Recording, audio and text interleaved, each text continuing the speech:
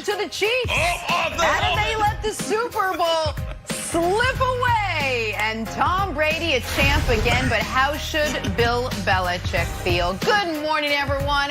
Welcome to Monday Morning New York First Things First. What a day! Jenna Wolf, Brandon Marshall. Good day to you, Kevin Wiles.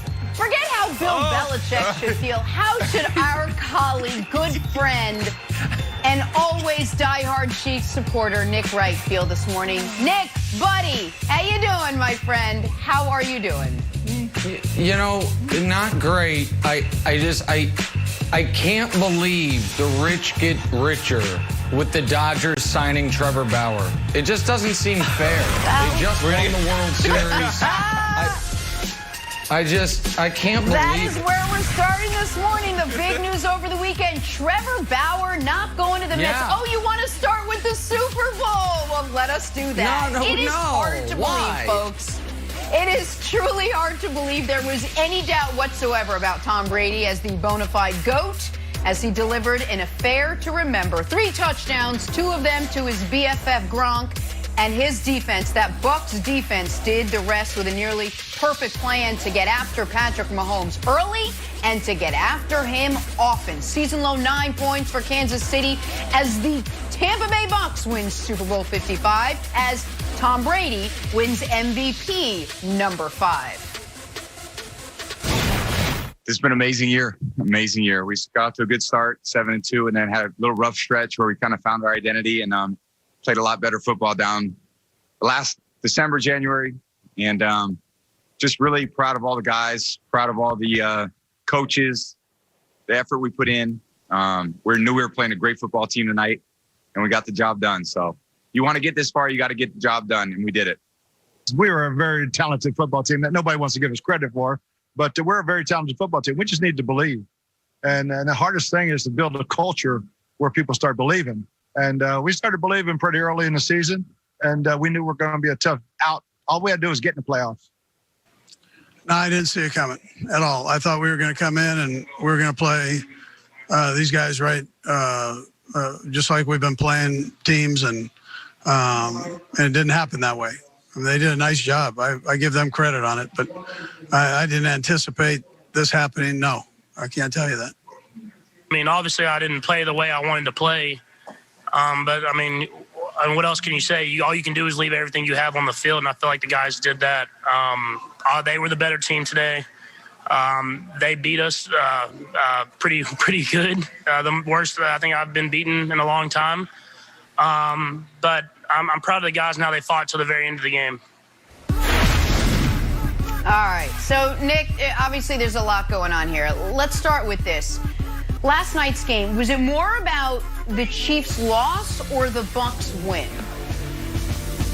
I think it's more about the Bucs win, and before I get into why, I would like to give a congratulations to Arthur Sears Herring, who's finally off the hook.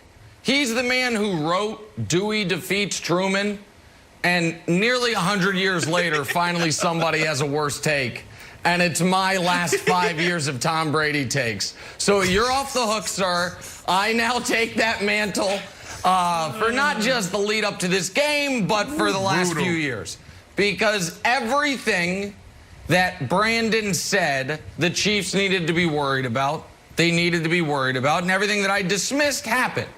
So I want to give the Bucs credit because I don't think it's about what the Chiefs didn't do. I think it's about what the Bucs did do.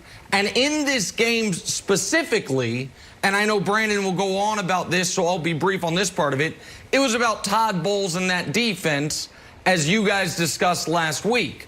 Big picture-wise, though, it is about Brady.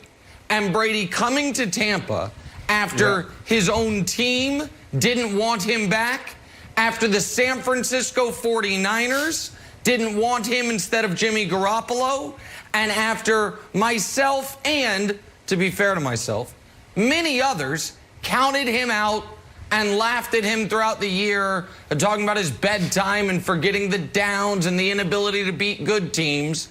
They were 7-5. They went into the bye week, and they have not lost since. So last night was a tour de force, majestic performance by the Tampa defense. The season is about what Brady brought to what had been statistically the worst franchise in sports and brought him to the Super Bowl, Brandon. 100%. I mean, you can talk on and on and on about Tom Brady. We can talk about so many different things. Last night was about the Tampa Bay Bucks and specifically Todd Bowles in that front four. That defensive line was tremendous. Last week we talked about this. We went in depth about it. If Tom Brady plays clean and that front four can put pressure on Mahomes and stop the run, it's over. They have no chance. We start going back to the Buffalo Bills game in week 6, and we went into the playoffs. And what did we talk about? Well, they had the perfect plan, but they didn't have the perfect scheme. Now you have personnel, and you have Todd Bowles with the perfect scheme, and if everything comes together, this is the outcome. That front four was relentless. You look at the first half, what happened? They had to play run and they had to play pass. So that's why you saw Patrick Mahomes able to get out the pocket and pick up a few first downs here and there. But once they got the lead, it was lights out. Now you got the second half come around, and then you have this front four pinning their ears back and getting after Mahomes because they don't have to play run. And that was the difference in this game. We could talk about so many other things, but it all comes down to that front four's ability to get to Patrick Mahomes. You give that front four a lead, and you're not going to have a chance. Now all they have to do is just get to the quarterback. Wilds. It was a tremendous game plan by Coach Bowles, and that front four executed it perfectly. Yeah, I thought Todd Bowles was a story. For everything that Brady has done in his career, I thought that when you see Superman flying around, you're like, oh, yep, that's what Superman does. But we had 2 Supermen this game, but only one had the kryptonite, and that's Todd Bowles had the Chiefs' kryptonite, so I think that was the biggest story. Nick, your guy, historically bad Super Bowl. His 4th worst passer rating in Super Bowl history, that's Patrick Mahomes. Your guy, Tyreek Hill. We're like, how many backflips is he going to do into the end zone? 2, 3? What do you think? Maybe he does a forward flip. He had 200-plus yards outside the numbers when they met up in Week 12. This time, just week 3 yards. Not great. And this was the most amazing stat. Dusty gave me this one. Patrick Mahomes was chased for 1,000,000 yards. That's a real stat, 1,000,000 yards. And I know everyone's going to be like, how could we see this coming? We've seen Todd Bowles do this. Todd Bowles had the Aaron Rodgers kryptonite. Aaron Rodgers was like, yeah, I saw it coming. When Aaron Rodgers had that horrible game, 2 interceptions, low passer rating, completion percentage low, that's all Todd Bowles, and we saw it again. So, Nick, I think the story here is Todd Bowles. I think he deserves a Super Bowl ring. I think he deserves half of Brady's MVP trophy. I think he deserves a job offer today. And I know you're going to say, like, well, there are no job offers. Well, you know what? This is me as GM. Hello, average coach? Yeah, we're going to let you go. Okay, Todd Bowles will. We'll see you later. I think Todd Bowles is the story of the Super Bowl, Nick. And the stat that you said, 1,000,000 yards, the number is 497. Next Gen Stats had it. Really? That is the number of yards Patrick Mahomes ran on scrambles and sacks. Think about that. Nearly 500 yards either running backwards, side to side, back and forth, just trying to create time. And Brandon, they did it the exact way you said they needed to, which is without blitzing. This was the 3rd most blitz-heavy team in the regular season throughout the year. They were able to play 2 high safety the whole game and consistently get pressure.